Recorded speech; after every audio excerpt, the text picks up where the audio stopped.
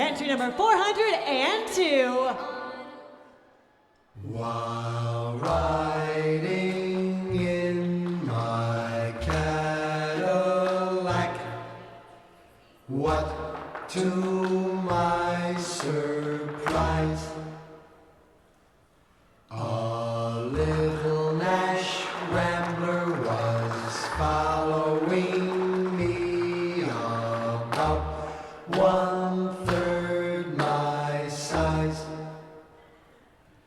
The guy must have wanted to pass me up as he kept on tooting his horn.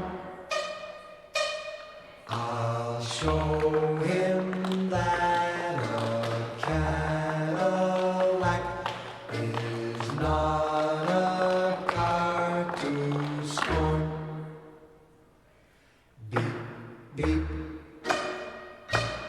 Beep, beep. His horn went beep, beep, beep. I pushed my foot down to the floor to give the guy the shake. But the little Nash Rambler stayed right behind. He still had on his brake. He must have thought his car had more guts as he kept on tooting his horn. I'll show him that a Cadillac is not a car to scorn. Beep, beep, beep, beep. His horn went beep, beep, beep. My car went into passing gear and we took off with dust. Soon we were doing 90, must have left him in the dust. When I peeked in the mirror of my car, I couldn't believe my eyes. The little Nash Rambler was right behind. I think that guy could fly. Beep, beep, beep, beep.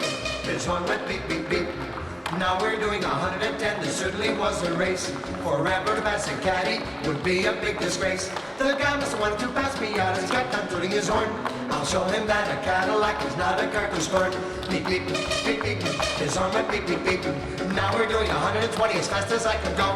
The Rambler pulled alongside of me as if we're going slow. The fella rolled out his window and yelled for me to hear, "Hey buddy, how can I get this car?